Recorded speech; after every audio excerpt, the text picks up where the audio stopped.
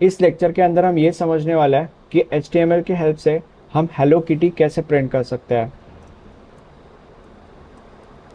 तो सबसे पहले मैं एक फ़ोल्डर बनाता हूँ डेस्कटॉप के अंदर, और ये फ़ोल्डर हमने इसलिए बनाया ताकि जो भी प्रोग्राम हम लिखेंगे वो प्रोग्राम एक फ़ाइल के रूप में इस फ़ोल्डर के अंदर हम सेव कर सकें।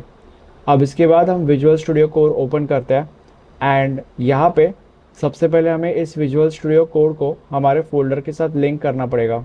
तो उसके लिए फ़ाइल के अंदर जाएंगे और ओपन फोल्डर एंड डेस्कटॉप के अंदर जाएंगे, क्योंकि डेस्कटॉप के अंदर ही हमने वो फोल्डर बना के रखा था, एंड प्रोग्राम वन, क्योंकि वही फोल्डर बनाया था, एंड सिलेक्ट फोल्डर। ठीक है।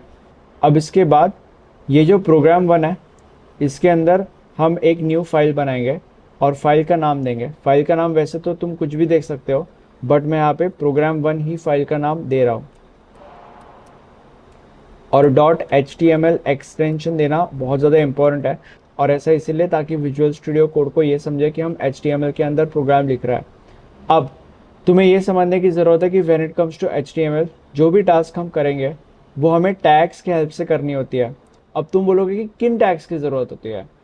अलग अलग चीज़ों के लिए अलग अलग टैग्स लगता है, बट इन दिस केस हम सबसे पहले HTML इस टैग से हमारे प्रोग्राम को शुरू करेंगे। ये हमारा HTML टैग ओपन हुआ और यहाँ पे विजुअल स्टूडियो कोड ने ऑटोमेटिकली इस टैग को क्लोज भी कर दिया। जो भी हमें प्रिंट करना है वो हमें इन दो टैग्स के बीच में प्रिंट करना पड़ेगा। अब अगर तुम्हारे मन में ये सवाल आ रहा होगा कि ये टैग्स क्या है और इनका यूज़ क्या है, तो वो तुम्हें आगे आने वाले लेक्चर्स के अंदर समझ जाएगा।